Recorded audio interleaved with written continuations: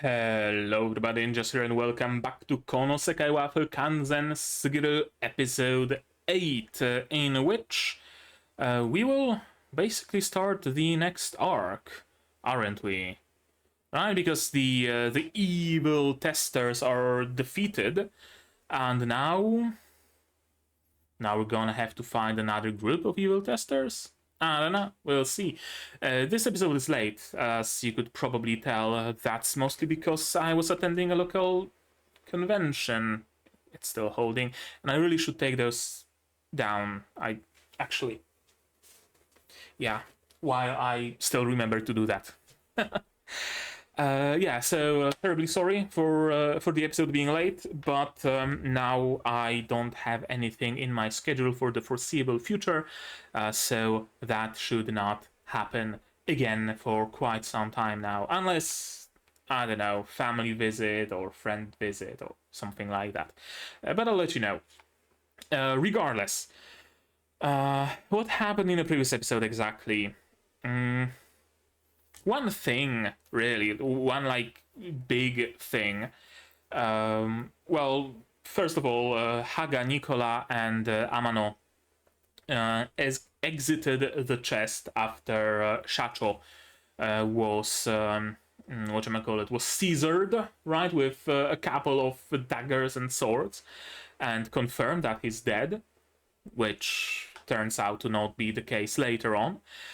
They decided to escape because, of course, right, they can't really face this many testers. They're not split, they're not separated. They were hoping to cut off the head figuratively by killing Shacho, but he's already dead, so their plan is kind of sort of bust.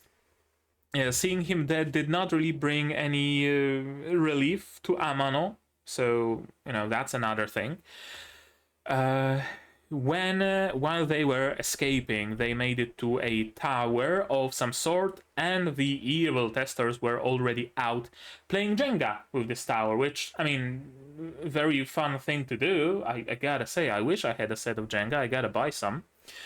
And unfortunately, it was the same tower that our heroes were in, so the tower fell, and there they were. Haga dug them out, and after a little bit of awkwardness, it was decided that they should probably die for what they did to Sumida-kun, and so the fight began. A very uneven fight, very unfair fight, because of course all the testers were using their debug mode while Haga was not. Neither was Amano because he doesn't have the tablet, neither was Nikola for, well, obvious reasons. The fight lasted for quite some time. Haga got badly beaten up. Thankfully, the testers were just playing around, really. They were so convinced of their superiority that they didn't really try to finish the fight early. They wanted to find some joy in it and have some fun and play around, right? That was their thinking. They also couldn't help but torment Amano a little bit by dangling that bit of hope that, hey, we're gonna allow you to survive if you join us, if you become our slave, if we can keep treating you badly. To which he briefly, how should I rotate it? Yeah, I think this is better. To which he briefly pretended to agree. I think, at least, that he pretended to get close to them and blow them away with a gust of wind. A gust of wind that carried them all because they were in flight mode and they didn't really see any particular immediacy in what they should do or should not do. They just literally floated along the way and floated out of the gates of the castle and froze. Because the game uses the shake-up by the guards to load the next area. And because they floated above the guards' heads, they did not take part in the shake-up. So the loading of the next area was not initiated, and thus they are stuck in eternal limbo. Frozen in place, unable to do anything. After that, of course, Haga, Nikola, and Amano went through the shake-up properly, took their tablets. Tesla ate them all, so even if they managed to unfreeze themselves somehow, even if maybe the game team fixes this thing and that unfreezes them or whatever happens, they will at least not have their debug tablets, so they're not going to be that much of a threat. Right. It also turned out that Shacho is alive because he had an item that he meticulously worked on himself, not spawned through the debug mode, but actually gathered the ingredients and crafted it properly. Item that resurrects him once and then shatters. Now, thankfully, he doesn't see a particular reason to fight Haga and the gang, because why? He also wanted to stop fucking around and try to beat the game properly, and the people who betrayed him are now dead thanks to Haga, and he doesn't really have any particular beef with Haga or Amano or Nikola, right? So no reason to fight them. So he was let go. But on his way out, he also told something to Amano, which, as it turns out, it was a promise that Ru might actually be saved yet. We don't know how, we don't even know if it's true, but that glimmer of hope was enough to placate Amano, if only briefly, if only a little bit. We'll see. It was some sort of a deal, apparently, that Shacho will tell Amano the secret. We just don't know what he wanted from Amano. That's the big question here. It's either going to be something plot relevant, something where maybe Amano will have to make a choice, betray Haga, betray his team, and bring Ru back, or stay with his team, stay loyal, and risk not bringing Ru back. I can easily see something like that being the case, although, as I said, Shacho doesn't really have any reasons for animosity between them, so not sure why would he even consider antagonizing them like that. Why would he even consider forcing Amano to betray them? Then our team also debugged the area, right? The remaining places. They checked whether the quest progresses properly, and then they set off on a journey further. And where's that gonna take them? We don't know.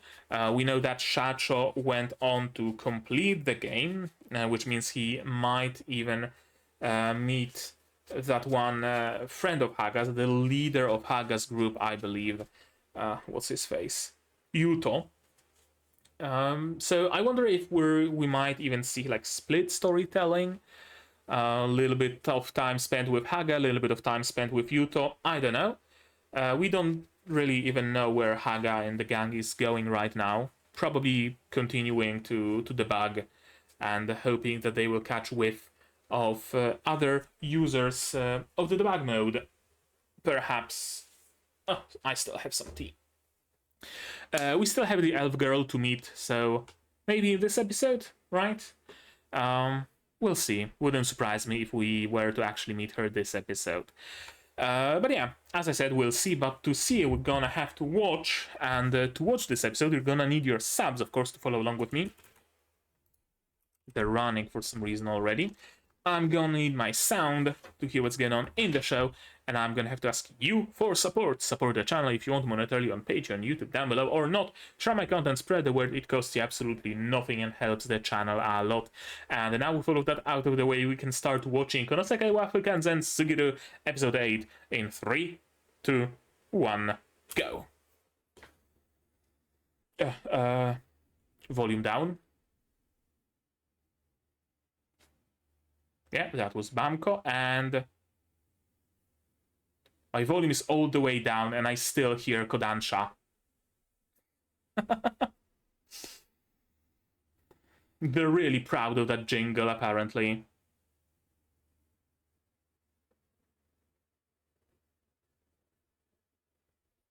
Mm-hmm.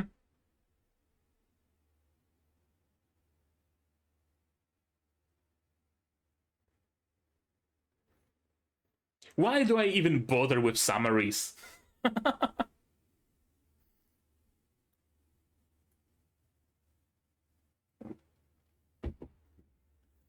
Yeah, the place is slowly going back to normal. Okay, we're not leaving the area yet. Gotta check it for collisions first. For missing textures and stuff.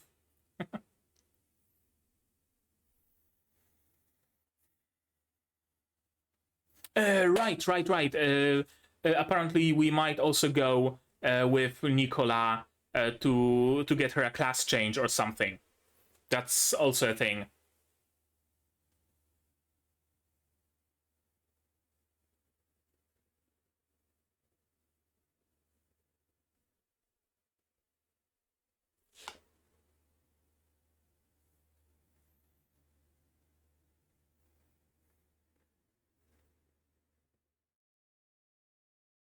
Yeah, we don't really know the other side of that deal. That's a scary prospect. We'll see. We'll learn it in time, I guess.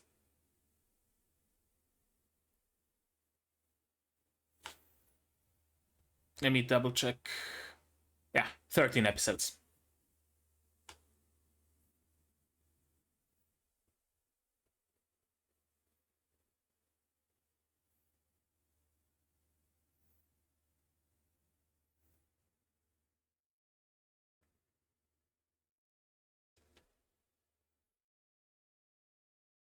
Yeah, we still haven't met her. Another debugger.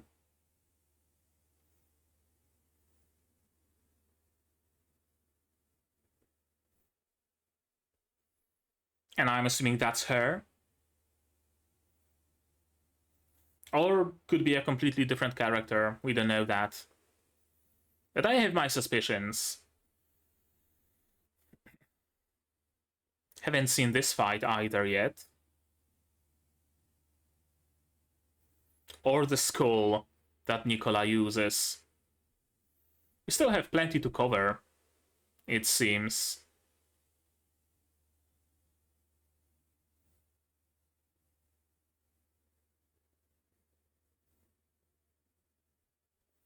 And that weird bunny and those other characters. Console command.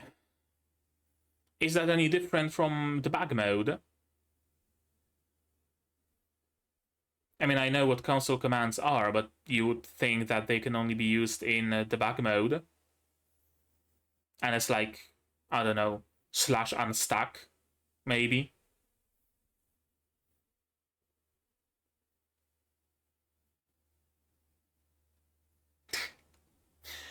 Uh, yeah, credit where it's due.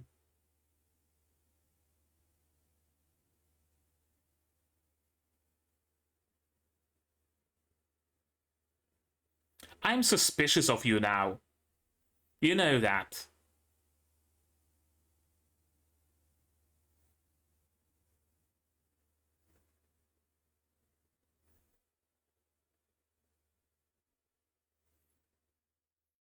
Where are you going? Back to the castle? Back to the castle.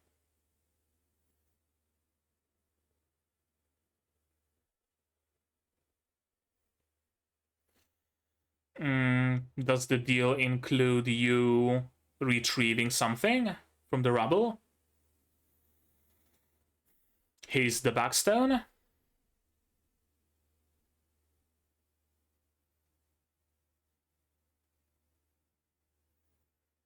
Sure enough. Oh no, here's the backstone. Still works.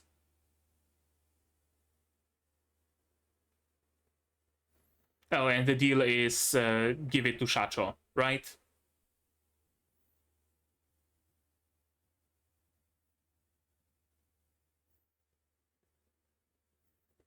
With a console command, right?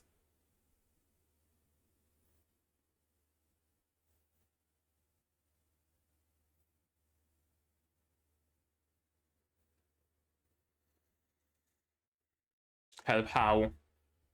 Invincibility or something?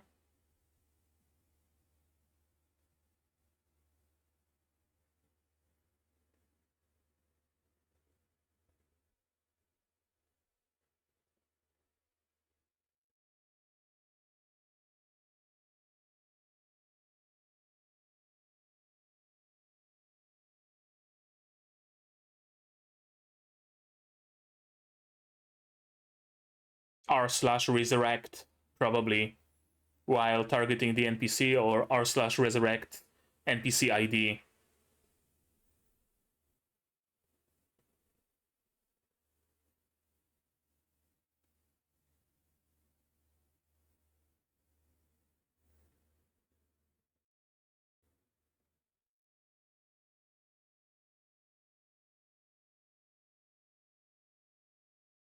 Yeah, that's true.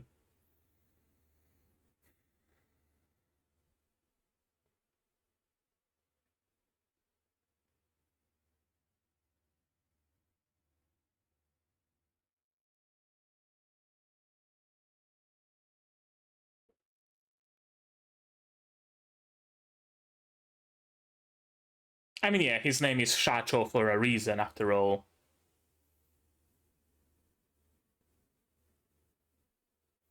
Yeah, he does. And you should probably ask him. There's no animosity between you for the time being, so might as well meet up and ask, right?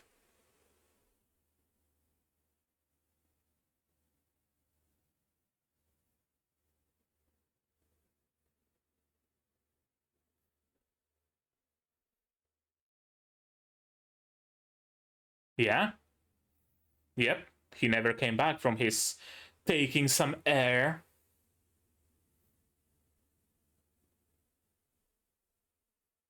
No, he did not went debugging. That's not what he did, Haga. Only you would do that. Yeah. He did not went grinding slimes for XP either.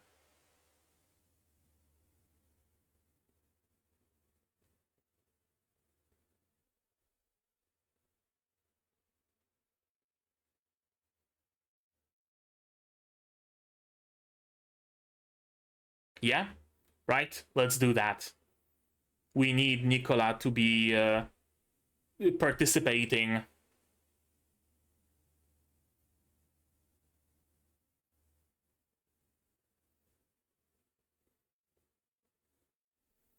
Yeah, she doesn't really have the whatchamacallit stature for that. Sure. Barbarian Guild? Hunter. Nikola the Huntress. Oh, the bow swings around. I like this detail.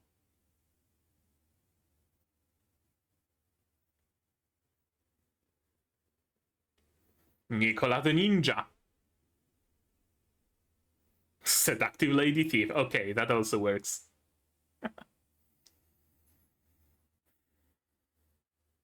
So how is she gonna wind up as a necromancer, I wonder? I mean, at least I assume that using the skull is being a necromancer. Or like a warlock, maybe?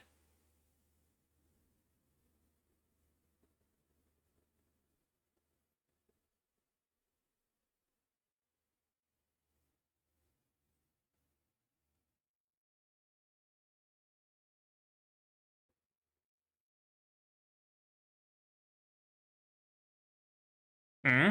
Are they They gotta be NPCs. Of course, they're not players.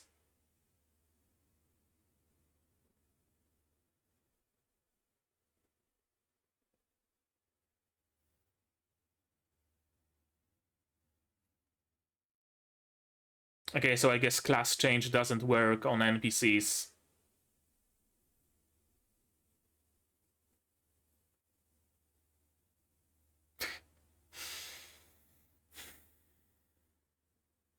Get her, I don't know, a pitchfork.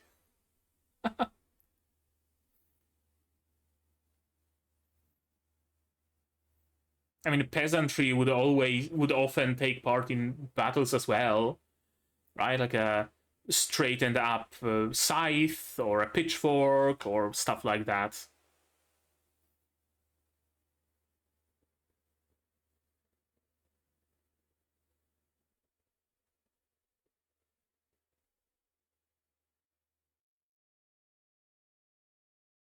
Oh, sure. Yeah, I mean, that works.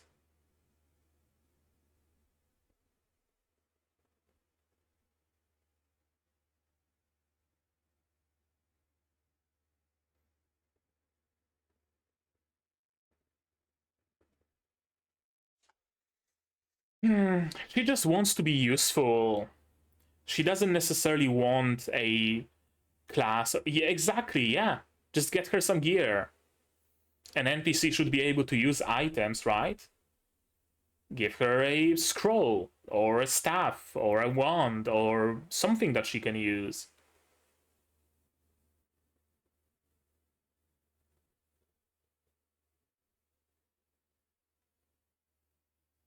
Will Sword Empire. And a sorcerer.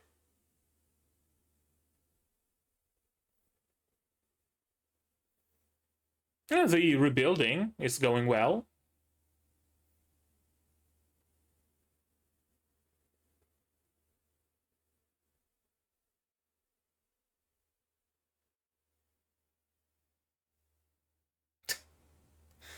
I mean, yeah, trauma changes a person.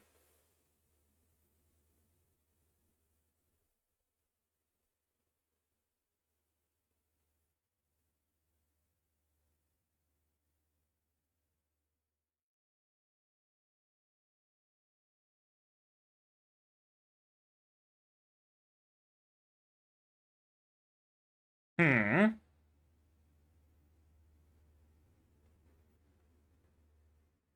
Is there only a single NPC in the whole entire game named Lou?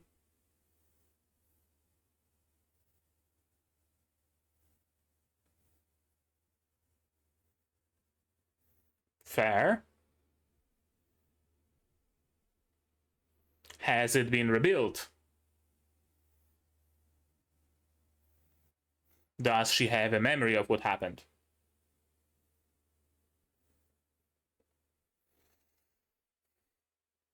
Did the command spawn a fresh instance of that NPC? Or did it actually like resurrect her? Is she even the same NPC? Yeah, okay. She's the same NPC. What about her memory though? None of that, eh?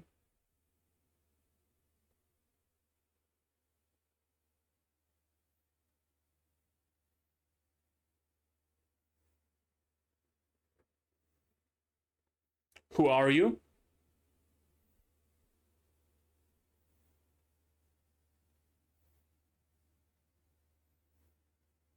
Or has she been like completely lobotomized in the process? Yeah, who are you?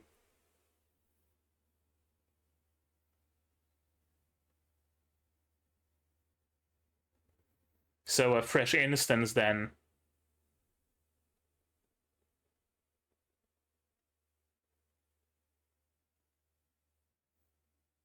Yeah, she doesn't remember any of that.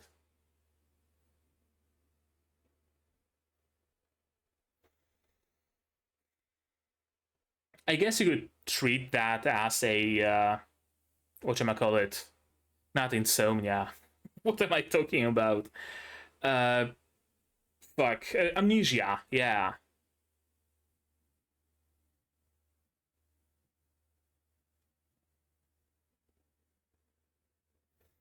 I mean, yeah, fair is fair.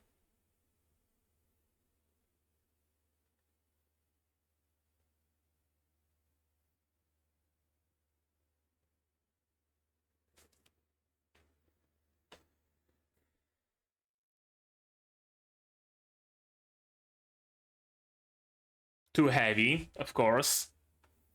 Probably needs like 20 strength to lift. Yep.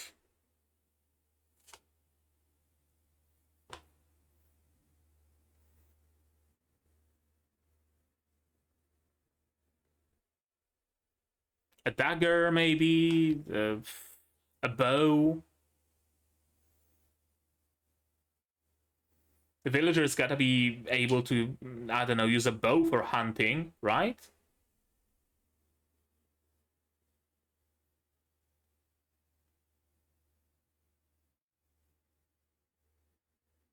Better than nothing.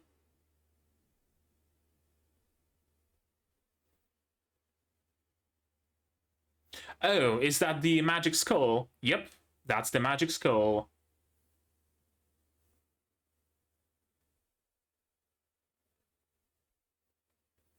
You just hold it and blast it. Like a bowling ball, but from the inside.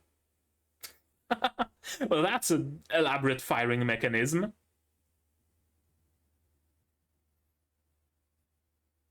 Okay, it's like a Mega Man cannon. Yeah, I guess it's based off your like wisdom or something, probably. Scales of intelligence. No, latent potential, sure, whatever.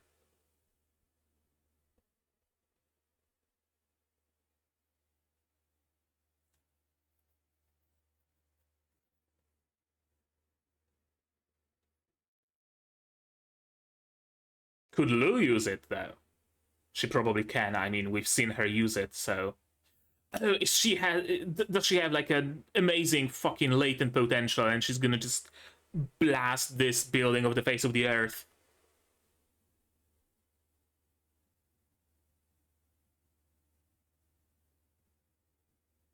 Okay, she can wield it. That's a good start.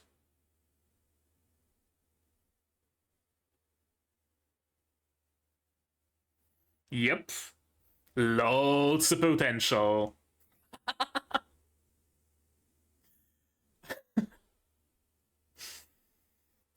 Oh, it even got the neighboring building. Well, shit.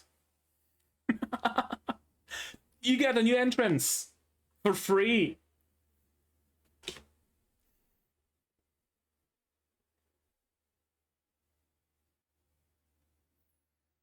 It used up all of her mana or whatever, probably.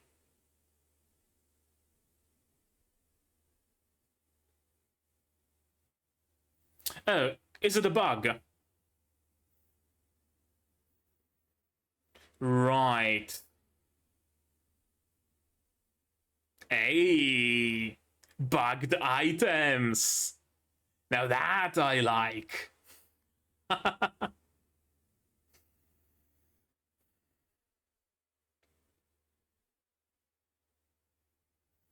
It's like when in Skyrim you can actually get so much like mana drain and stuff on your weapon that it rolls all the way around to granting mana to the character you strike with it.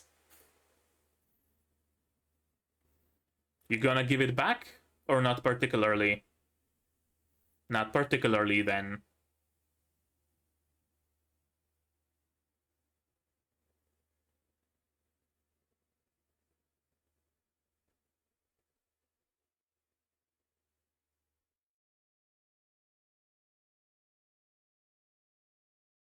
Oh, right. You gotta believe that. You gotta believe it's possible, and for that, you need everybody around you to also believe that. To not shake up your resolve. Hmm, useful.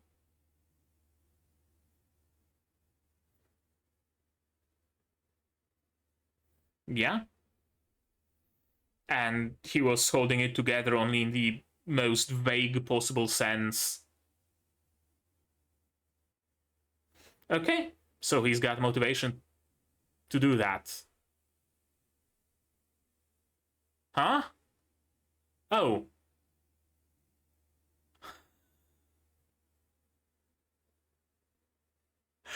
Uh, well, hopefully if you die in the game, you don't die in real life? Female voice, that's the elf lady. But she's like Albedo from Overlord, I guess. Yeah, used her mana or stamina or whatever. Not quite yet, maybe.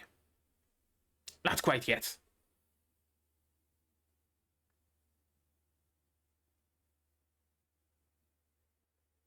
Yeah. She's gotta have something.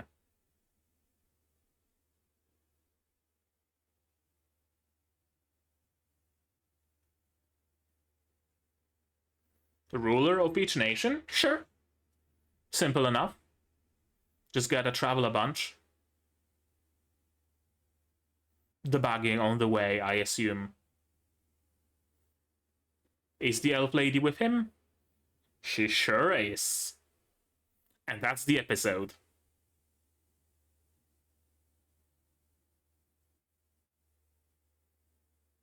Elf lady? Elf lady.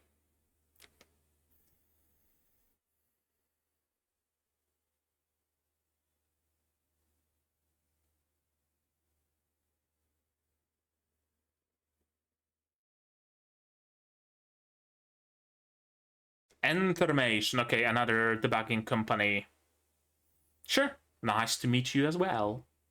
So we handled two things in a single episode that I said that needed handling, right?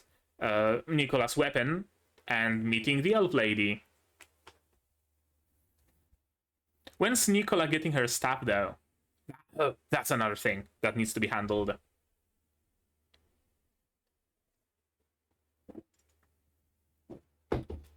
I guess since she's a villager, it could very well just be a shepherding staff, right? Could be really anything. It's just there to carry the skull.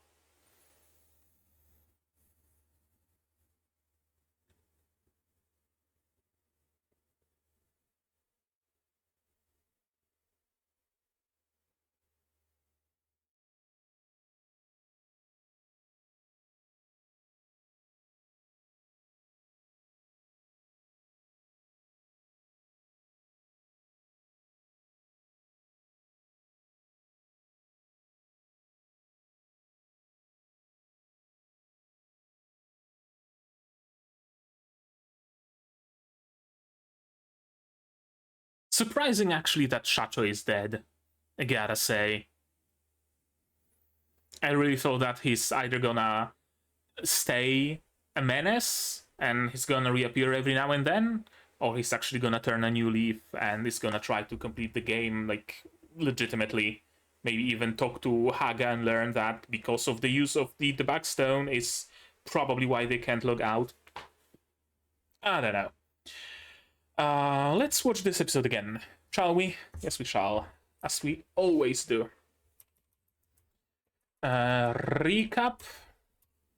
Yeah, finally able to rest at a good and proper inn. OP. Yeah, we still haven't met them. I'm assuming they are here for the final arc. We don't see their backs, so impossible to tell whether they're the buggers or not. Console command. Yeah, gonna write up the bugs. Meanwhile, Amano is gonna finish the deal with Shacho.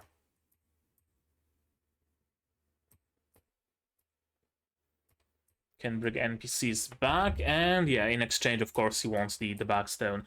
What happened to Shacho's debug stone, though? Did the other debuggers take it? Or was it left with his body? I actually can't remember what happened to it. If it was even shown that anything happened to it.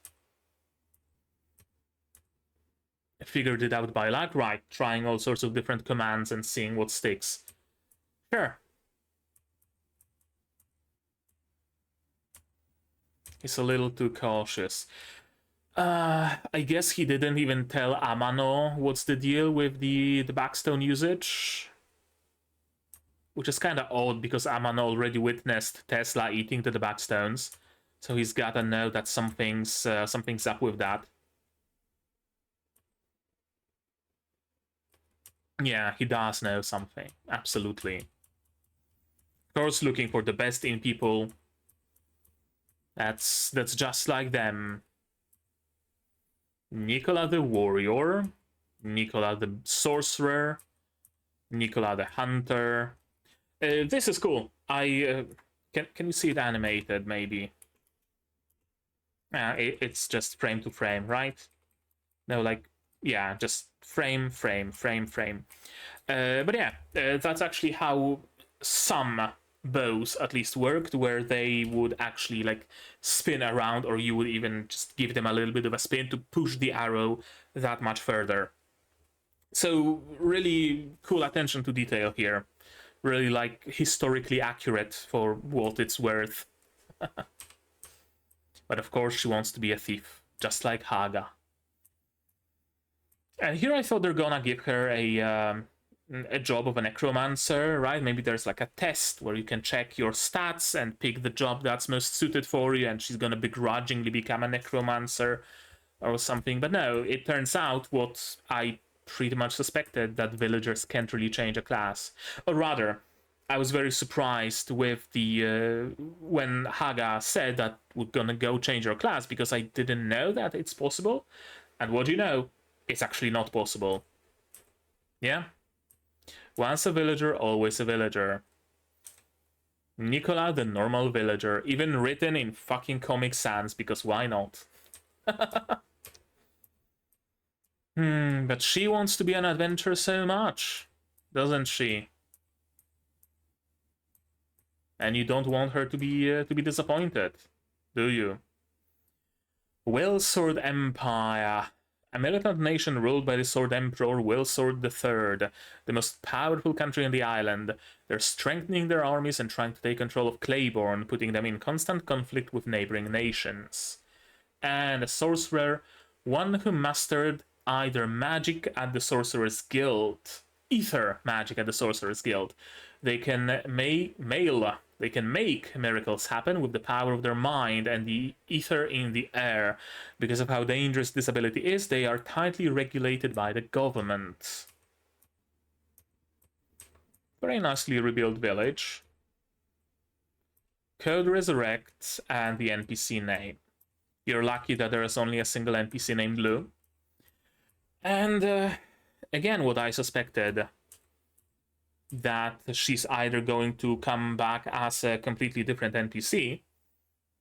Could be possible that she's just randomly generated by the NPC spawner and she's gonna resurrect as a completely different NPC. Or she's gonna respawn as a fresh, empty instance of the NPC named Lou, which is exactly what happened here. Yeah, you really should have suspected that. And when she asked, who are you, you really should not have just pushed for it.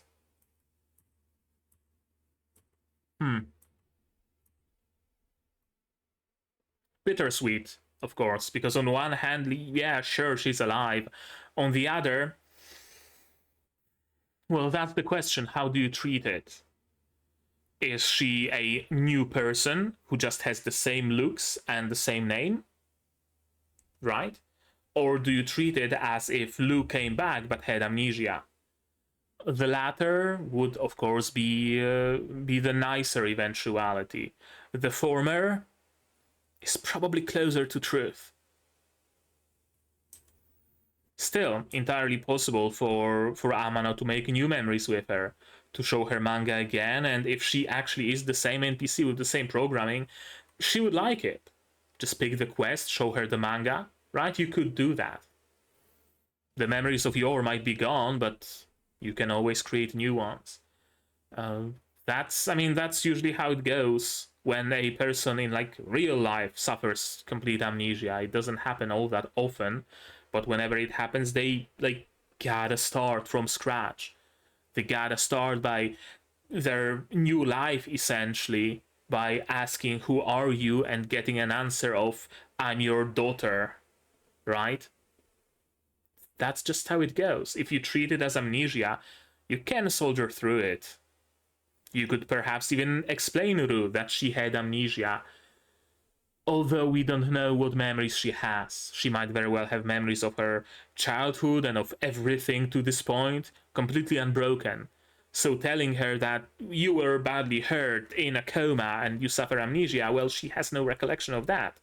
She doesn't miss any days out of her memories, so it's clearly a lie. Nothing good will come of sticking with me in this imperfect world. I mean, there is some truth to that. Yeah, I mean, Haga traveling with Nikola does put Nikola in a lot of danger, doesn't it? She barely survived a couple of times already. So yeah, in a way, players are much more resilient. Players can even use resurrection items. Players might even be resurrected when they, log out or die, or well, not log out. When they die in the game, they might be getting resurrected, maybe on a different server. Entirely possible. Maybe in some underworld. Maybe they get logged out into real life. We don't know that. NPCs know. Once an NPC is gone, an NPC is gone. Although that raises a question. We now have the resurrection command. Nikola dies. Nikola dies and we gotta res her. I might have even noted it down. Since there's apparently a way to bring NPCs back, according to Shacho, Nikola dies and needs to be brought back like Lu. Yep. I can see that happening, and a big dilemma happens because, well, would Haga break his rule of not using a backstone when that happens? Or would he stick to that? Big question, big moral issue, isn't it? Yeah, she can't really deal with weapons, but this one apparently doesn't have any particular limitations when it comes to level and stats, but the higher your level, the higher your stats, the more damage it does. That's actually cool. That would actually be a very cool, like a beginner weapon that you give to a beginner and it scales with them, right? Interesting firing mechanism, for sure. Yep, power depends on the latent potential of its wielder.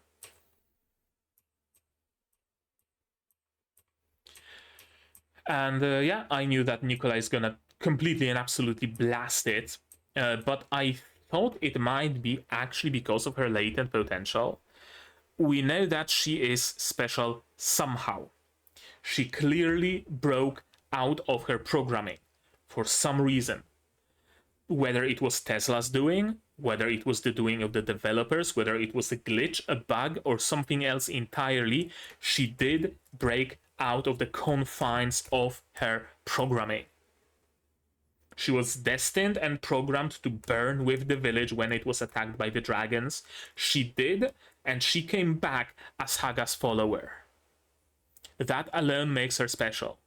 And I thought that this might be another thing pointing towards her being special, right? Entirely possible.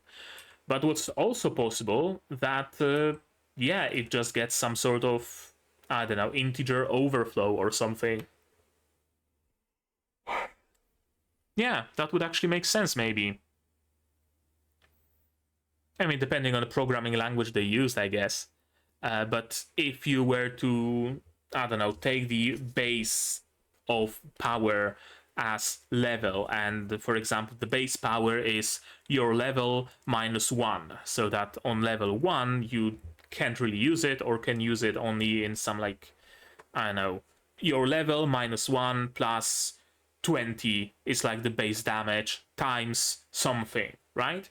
And when you're level 1, you just get the 20 damage times something. When you're level 2, you get 21 damage, etc., etc. But she's essentially level 0. 0 minus 1, well, would be -1. But depending how they handle it, if they clamped it, then it would just have the basic power, base power. If they didn't clamp it, and if they allow for integer overflow, it would be like what? Again, depending on what kind of variable type they use here. But assuming integers are like the most common. Int max value. Yeah, that's like what? 3, 3, 3, 2 billion and change. Could very well be that this is the power of the skull. The power of the skeletor, or grey skull, or whatever. Villager with no level, yeah? Fired at max power with no level to limit it. Indeed, bugged item. That's something that I didn't actually like take into account. Bugged items. And who knows? Maybe there's more of them. Maybe there is I don't know. Plenty bugged items in games. Most of all in Bethesda games, of course. But Borderlands 2 in particular, there are certain combos of weapons where if you switch from one weapon to another in like certain circumstances, then you retain the bonuses of the first weapon you picked while using the other weapon, for example. Or there is also something where you shoot one weapon, and then when you switch the weapon, then the pellets from the first weapon you shot change their element to the weapon you switched to, like mid-flight. There are things like that. So it will be interesting to see them perhaps use glitches like that and bugs like that. Maybe if you, I don't know, throw enough health up potions at the enemy, their health will eventually reset to negative values, or, something like that. Gimme the Backstone. Of course, that was the conclusion of it. What's wrong with this word? It's shit. I feel like I'm gonna lose it at this rate. And yeah, you can't lose it. Because I can't lose it. And if you start losing it, then I'm gonna start losing it. If I hear from everybody that this word is shit and we're stuck, then I'm gonna start believing in that. And I can't fucking start believing in that. It's the only thing that keeps me sane. Yeah, I actually understand him. I even, like, by the end of it, I even kind of started to empathize with him, honestly. Right? He's stuck in this game. He, like, mended his ways in a way. He's, of course, very, stressed out. He's got a wife. He's got a newborn waiting for him. He wants to log out. He wants to go back to his life. He has something to go back to. And then a reality slash. Yep. Just a reality slash and this slurping noise of his corpse falling apart. And it's the elf lady. This time he's dead for sure. Did he do something to make you angry, perhaps? I wonder. Like, what reason would she have to slay him like that, completely unceremoniously? Good question. Yeah, gotta give something for Nikola to hang on to, right? Gotta give her some purpose, gotta give her some, like, reason for her existence, for the lack of a better term. We've been not struggling, but we've been seeing that for the past couple of episodes, where Nikola was desperately looking for a place in the party. She was desperately looking for a way that she can be useful, right? And now that she has a way to be useful, let's not take it away, shall we? Let's not take it away. Yeah, this bug exists. You have this skull with you. You can file the report anytime. I can venture to any country. Yeah, so I guess we're gonna be traveling, seeing other countries, and perhaps meeting other debuggers on the way. We've already met one such a debugger. Not your enemy, Akira Kagami of Entamation. Entamation Incorporated. A cook, a warrior, an elf. Yeah, sure. Sure. Oh, I guess that's gonna be a little bit of a shorter episode. 50 minutes. We didn't even hit an hour. But every now and then, I mean, it makes sense. I don't want to be sitting here talking about nothing just to pad the time, right? Good episode. It really handled more than I expected it to handle, right? I really thought that all those things are gonna be more spread apart in time, right? That first we might tackle Nikola's weapon. That's the first thing that we're gonna do because Nikola wants to feel useful and she's gonna have a chance to feel useful. Then maybe in the next episode, maybe in 2 episodes time, we're gonna meet the elf. She's gonna be the Dark Knight. She's gonna follow our group for some reason, and then she's gonna be revealed as the elf lady, right? Slowly but surely. I thought that Shacho might hang around, and now armed with the Bagstone, he might even be the final boss, right? The final last player remaining with the Bagstone, and we gotta track him down, we gotta take the stone from him, and we gotta like dash his hopes of getting back to his wife and child, right? I thought we're gonna go for something more long term, but no, all of that was handled in just this single episode. But at the same time, nothing really, felt out of place. Like, you sometimes have episodes that try to do a little bit too much, right? We've all seen episodes like that. Now, this wasn't it. It tackled a lot, yes, but it didn't feel rushed. It didn't feel like they crammed everything here just like that.